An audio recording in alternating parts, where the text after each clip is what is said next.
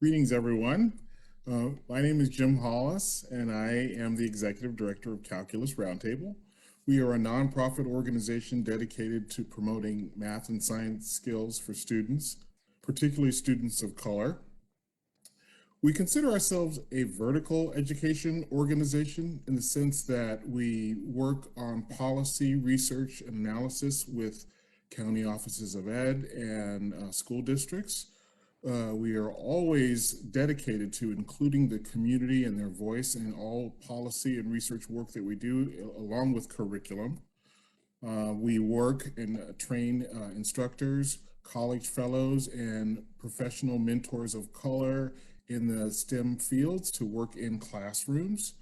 We build math articulation schedules for school districts and schools and do program development through working with teachers.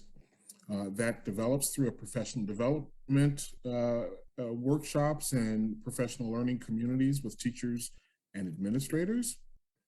We provide support for teachers in the classroom, coaching on site, and our what we call our secret sauce are 8 to 10 week student-centered culturally inclusive courses that school districts purchase or are purchased through grant pass-throughs in many California schools and districts. In the 9 years of our organization, we have worked with over 20,000. I think that McDonald's number is ticking up to close to 25,000 right now. But we've worked with over 20,000 California students. The majority of them are African American and Latino. In fact, 80% of the students that we work with are students of color. We were very humbled to receive a Congressional Recognition Award for our work with STEM education in communities of color. And that's our story, and we're sticking to it. As I was looking at the questions and thinking about what we have done over the last couple of years, I think one of the most pivotal pieces that we've done is build what we call our STEM broadcasting network.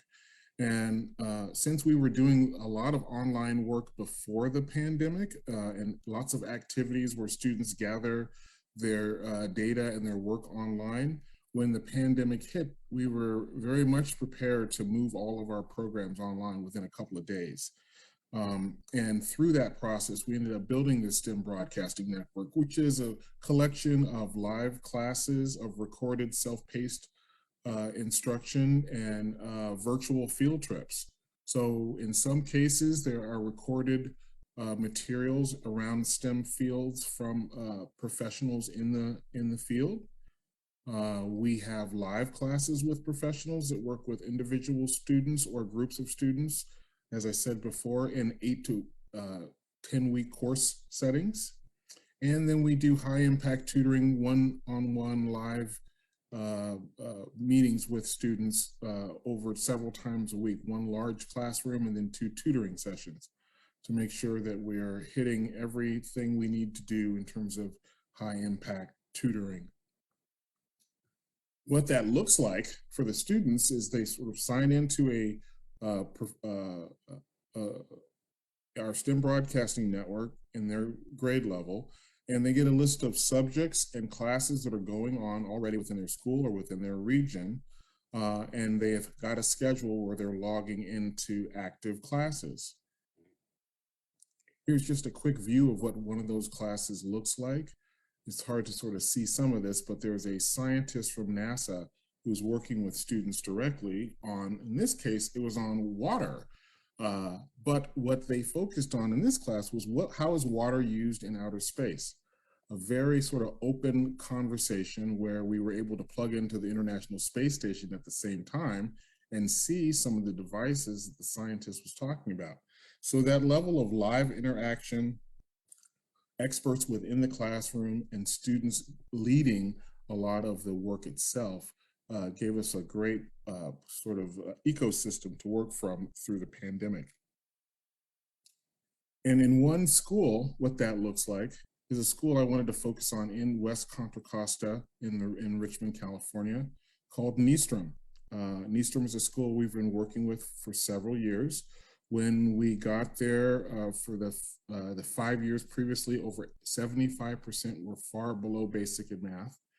The community itself is called Iron Triangle, which tells you a little bit about the nature of the neighborhood. It's a very high crime neighborhood that is bordered by a public housing project and some community public living areas. And as we also know, that sometimes the most accurate indicator of a student's outcome is their zip code. So our work was really to try to break out of that mold by first doing a STEM asset mapping process where we looked in the community over 15 miles from the school and looked at every STEM organization and public museum and place that we could take the students on field trips or virtual field trips or bring some of the experts to the classroom. One of those places that we decided to go was the Paleontology Museum at UC Berkeley. But before that, we did many lessons and activities on dinosaurs, on food chain, on botany and geology and architecture, archaeology, and even 3D scanning of bones, which we would do at the museum with scientists. So when the students got there, they were not only ready to do the work and saw it not as a field trip, but as an extension of their classroom.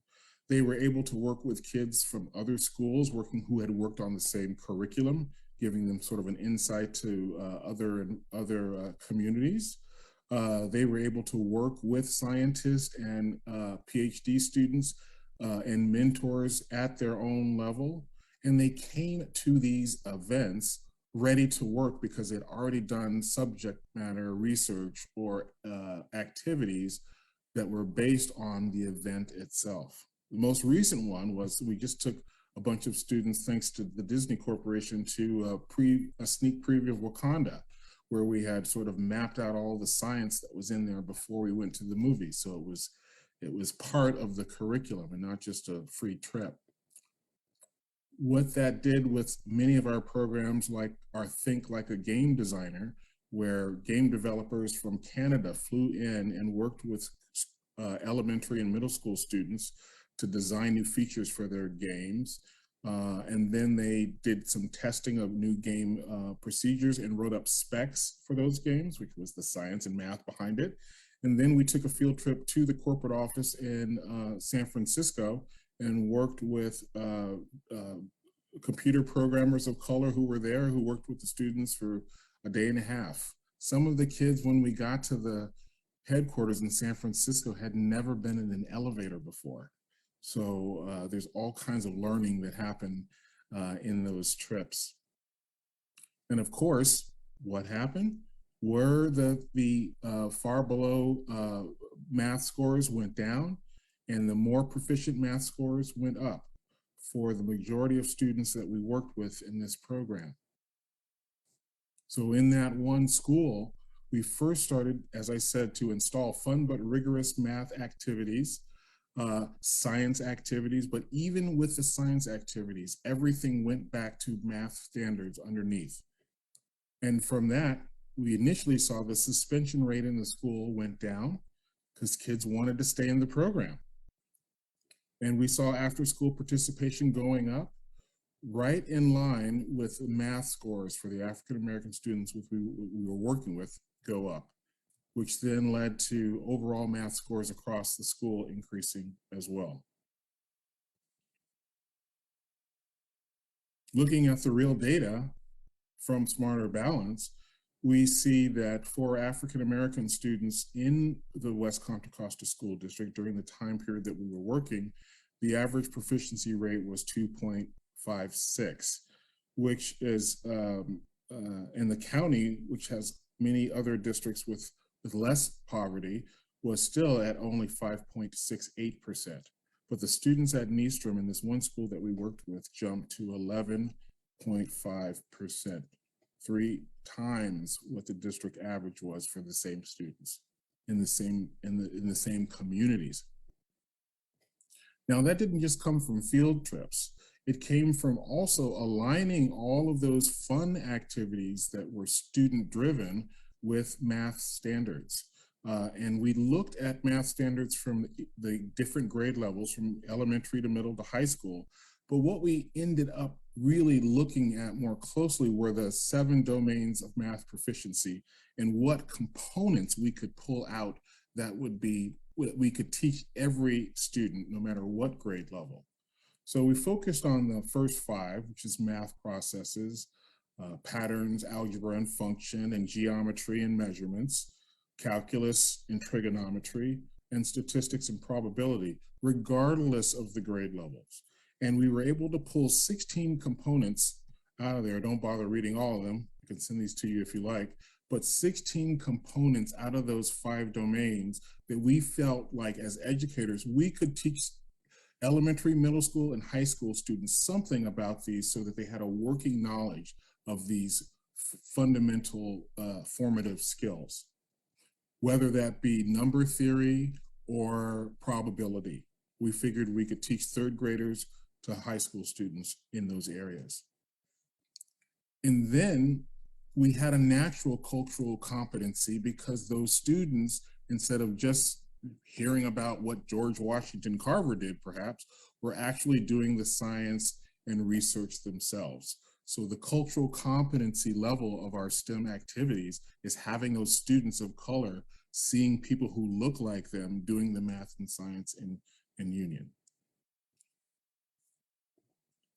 And that's my story, and I'm sticking to it. Thank you for your time, and I hope to answer any questions later as we go on. Thanks a lot. Thank you so much, Jim. That was awesome. And knowing that it's giving kids joy, it's giving kids context and a deeper understanding of the concepts that they're learning made a difference in their achievement scores. It all makes sense, right? It all adds up. That was a math pun, if you didn't catch that. At this point, so thank you very much.